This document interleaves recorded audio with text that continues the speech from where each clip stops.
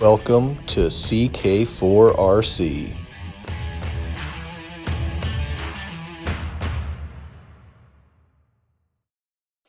Listen, I just ate too much shrimp and I might be going into shell shock. Is that how that works? I don't know. Let's get into it. Welcome back to the channel.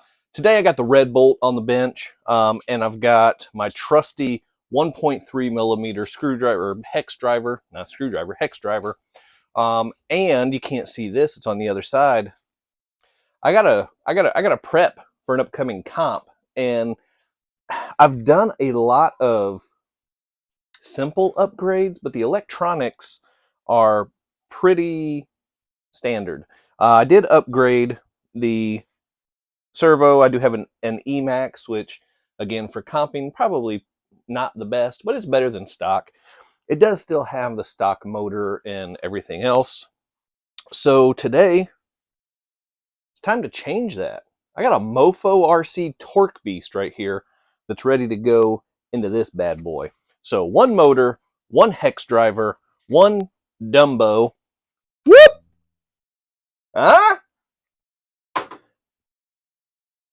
And one bad Mama Jamma red bolt.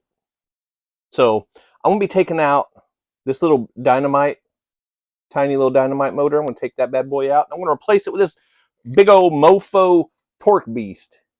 See that? Torque Beast? Got it upside down. See that? Torque Beast. Torque Beast. Now, I am going to have to make some minor modifications. That's words. They don't do well with me sometimes.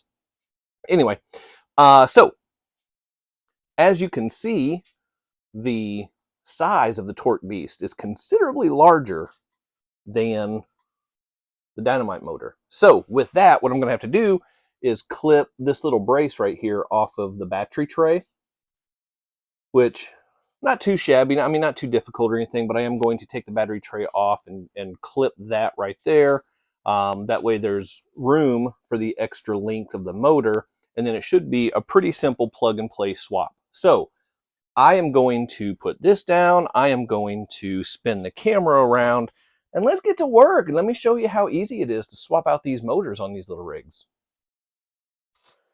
All right, so I went ahead and got a little bit of a head start here. I popped off the battery tray. I took off, there's 4 screws. I did have my rear shocks attached to where the back mounts are, so those are now all floppy, loosey-goosey. And then I went ahead and trimmed that post that goes right there over the battery. You can see that right there real clear. So that part is done and good to go. I also took off the body. You should have seen that with the first part of the video before I flipped it around, but just so that's not flopping around and in the way. Now, to get down to it, I went ahead and disconnected the motor lead as well, and then got the servo wire out of the way. Really, listen, here's a tip for you that I have not done myself. Take your wires, wind them around something like this. If I can get my fingers out of the way. Wind them around something like a screwdriver like that, and then apply just a little bit of heat so they'll coil and they'll stay that way. And then they will stay out of the way. They won't get tangled up with your suspension, with servo, with anything else, and will save you some pretty big hassle if they ever get caught up in something. So now from here, I don't exactly know what all I need to take out, but I'm going to start down here on the bottom with these 2 screws that hold the transmission to the skid plate, because I think I need to do that. I've got my metal bowl over here just because that thing's intense. We got my metal bowl over there, so that way I don't have to try to fish around for a bunch of screws that I drop on the floor. They'll go in the metal bowl, and that'll hold them nice and tight for me, right where I need them to be. just like that. All right, so this should be loose. And it is, just like that. So, cool. All right, I can take that. It's still attached somewhere. Oh, there's a third one. There is a third screw. Where is it? It's on top. That's what it is. It's right there. It's right there on top. It's been a while since I took one of these apart, and I forgot about this third one up top. Okay. So, got that out. There we go. Everything is free and clear. There we go. We are cooking with gas. And the other good thing about having this apart is I will be able to phase my drive shafts properly, because what I realized as I was taking this apart was that whenever I built this truck, I did not have my drive shafts phased properly, and I just realized that when I was taking it apart today. So I'm going to take these little screws out of this motor mount plate, transmission plate, I don't know what it's called. You guys should be aware at this point that I'm not good with technical terms. I just fumble around until I figure out where tab A goes into slot B. That's kind of just how I do things. Now there are 3 screws here, and then I've got to get this out the way. So it should be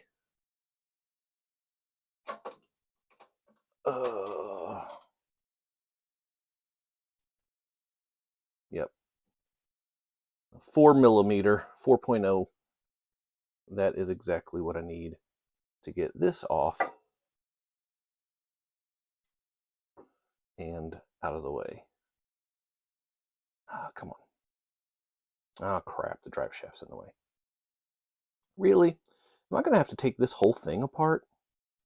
This is about to be more of a nuisance than I realized, I believe, because I've got to get... Wait, do I have to get that third screw? Maybe I don't. Did I just take that off for no good reason? I might have just taken that off for no good reason, because I actually think it might just be these 2 right here that are holding this motor in place. I don't know if I can get this one out, though, with... Well, actually, I probably don't need to. It can probably stay there, because I just need the motor to come undone. Whether the screw comes out of that plate or not, to be honest, is irrelevant. I don't know if I'm getting anywhere here.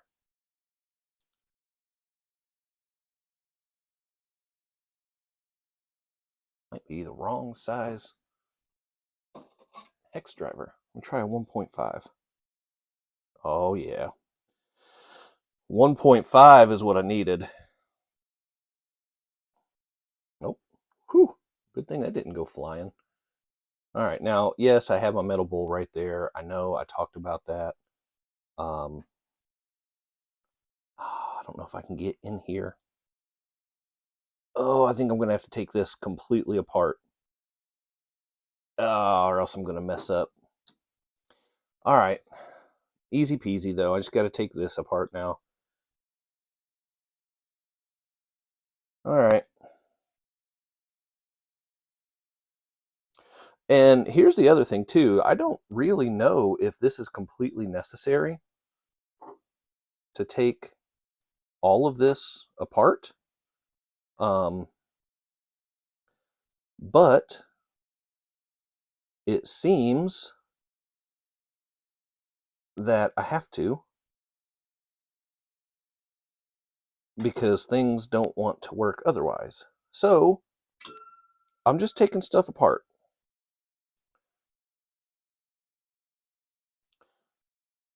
All right, so now I've got this motor done and out of the way. Now what I need to do is make sure that I pay attention, because the way this was mounted, the red wire is on top. That does matter, because if I mount this thing upside down it's going to run backwards, which means that if I try to push forward on the throttle, it will actually go backwards. And I don't want that. So, okay, there we go. Go ahead and get this screw going in here. And just like this, I mean, look how quick that right there was. Those two little screws, once I got everything else taken apart, these two little screws to get the motor in were pretty quick and easy. Just got to make sure I don't lose those. That's the key. All right. Now I don't want to get these super tight because I need to make sure that the gears mesh properly, and I may need to kind of adjust the placement of that spur gear. All right, now this goes on a very particular way. All right, seems to be nice mesh right there. You don't want it to be super tight because if things get bound up in there, then you will just strip away all those teeth. And then things just won't work anymore, and that's not good. Nobody wants non-working stuff. I think I'm done with my 5mm driver. All right, and then this is D-shaped, so I got to make sure that I'm putting this back on the proper way, just like that. And then I need my 1.3mm driver. And which screw came from here? I think it was it this one? I think it was this one. That's the one I'm going to put in here. The other thing is I'm pretty sure all these screws are the same size right now. I could be wrong, but I don't think I am. Not this time. Try to spin that around so I can get a better angle to drive that home. Get the drive shaft back where it needs to be, just like that. That is good. I'm bumping the stand. That's, I mean, not a big deal. Who cares? And then this thing's got to go back on here. So I got these two screws. And I believe it was these guys up here. So let me see if I can get one of these guys on the driver.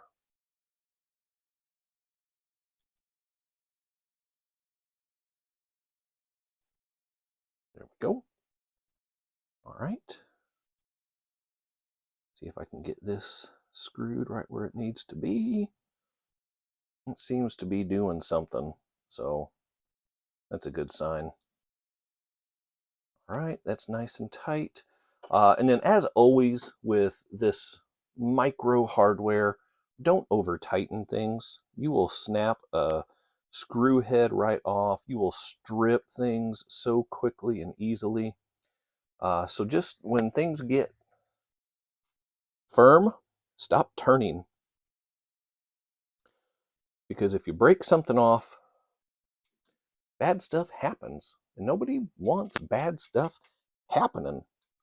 So, all right. Got that. Now, I want this to go up here like this. Or do I need this to kind of come up and around this way so it's not messing with the gears down there? I don't know. Yeah, maybe up here. I think that might be the best. That's what I'm going to go with.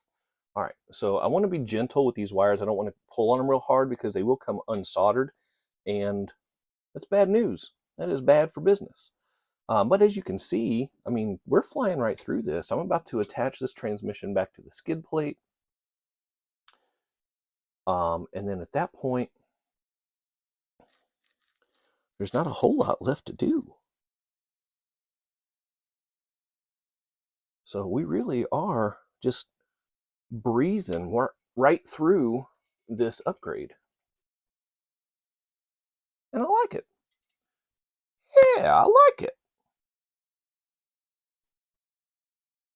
Actually, that is for the battery tray. This one is for, right? Maybe it doesn't matter. Actually, I think they're the same. Oh, maybe they aren't. Maybe it does matter.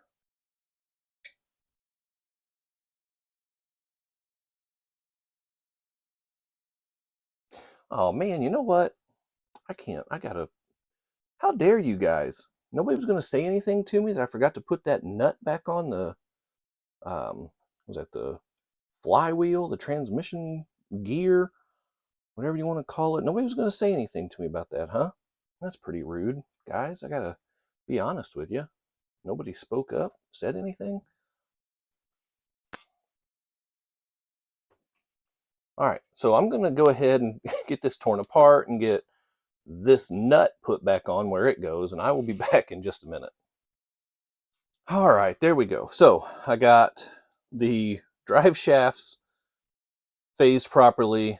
I've got everything mounted properly.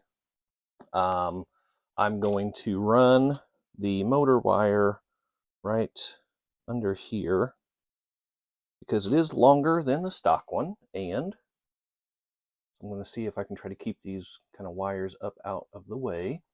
Make sure you put this where it needs to go up here into the ESC.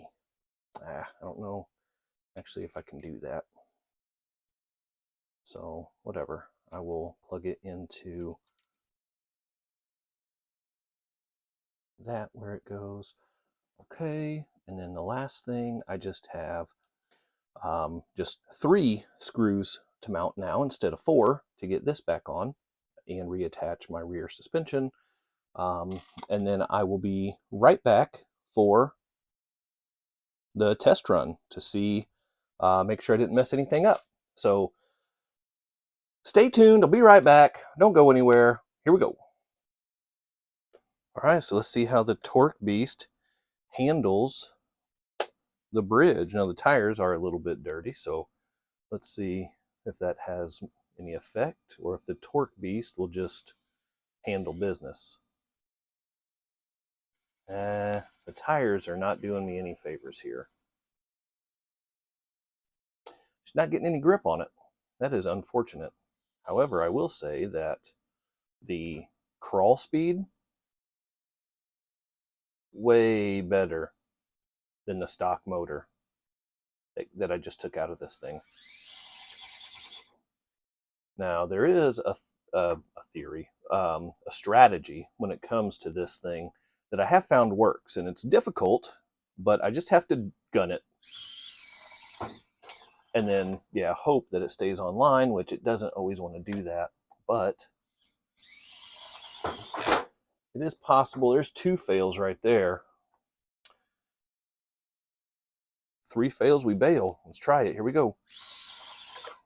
Oh, it's kind of up there. It's not online by any means, but it's up there. So Torque Beast, that's successful.